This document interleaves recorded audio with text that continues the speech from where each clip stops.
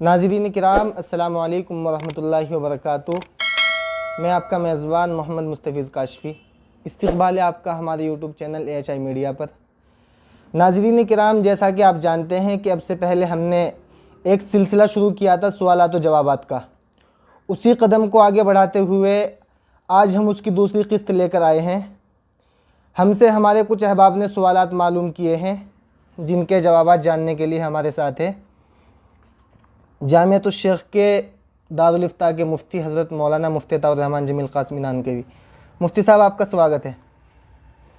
मुफ्ती साहब, बिहारीगढ़ से एक भाई मालूम कर रहे हैं कि महल्ले की एक मस्जिद गरीब है, दूसरी मस्जिद के पास पैसा कम है, तो क्या एक मस्जिद का पैसा दूसरी मस्जिद में ख़र्च कर सकते हैं? बिस्मिल्लाहिर्रहमानिर्रहीम।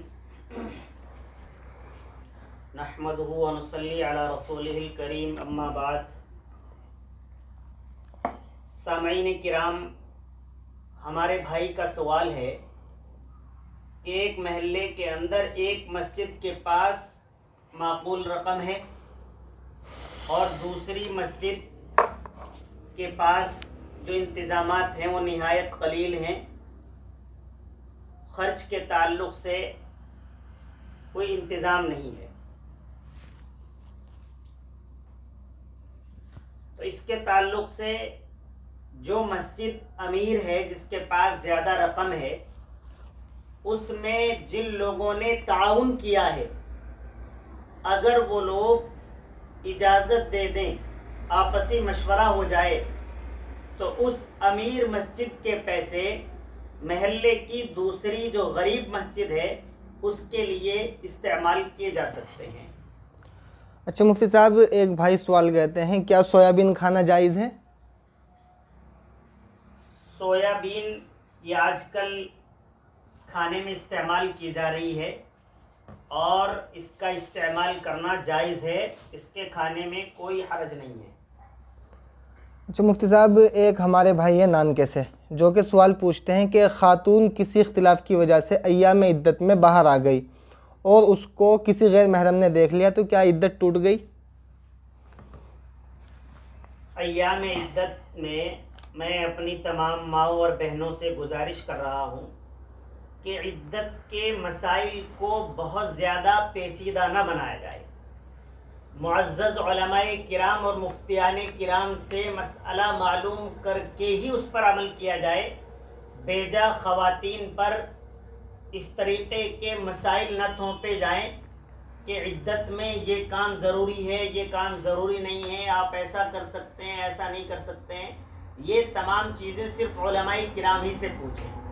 खैर, मसला ये है कि एक ख़ातून अय्याम इद्दत में अचानक किसी इख्तिलाफ की वजह से अपने कमरे से बाहर आ जाती है और वहाँ उसे नामहरम अफराद देख लेते हैं, उनकी नज़र पड़ जाती है, तो क्या इद्दत ख़त्म हो गई, यानी वहीं से दोबारा शुरू करेंगे, या ये कि इद्दत ख़त्म नहीं हुई, जो अय्याम पहले गुजर चुके उन्हें जोड़कर इद्दत की तकमील होगी?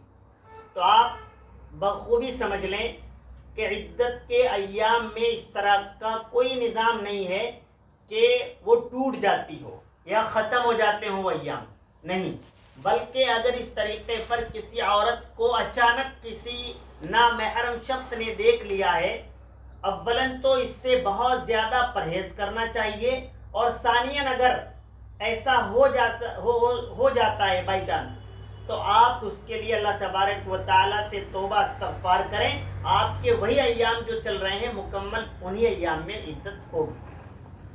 शुक्रिया मुफ्ती साहब। एक साहब मालूम कहते हैं कि किसी साहब का एक्सीडेंट हो गया और उसका हाथ और पाँव जिस्म से अलग हो गया, तो क्या उसकी नमाज जनाजा अलग से पढ़ी जाएगी?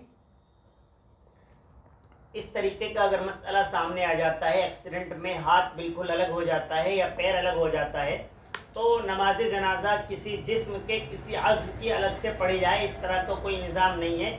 बल्कि अगर कोई एक या दो अज़्व अलग हो जाते हैं तो उन्हें दफनाने के एतबार से भी उस शख्स के जिस्म के साथ रखा जाता है।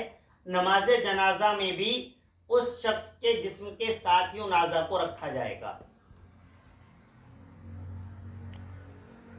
अच्छा मुफ्ती साहब, एक सवाल ये है, सहारनपुर से मालूम करते हैं हाफिज़ मोहम्मद अहमद कि अगर जुमे के खुतबे की जगह कुरान करीम का एक रुकू पढ़ लिया जाए तो क्या जुमा दुरुस्त हो जाएगा?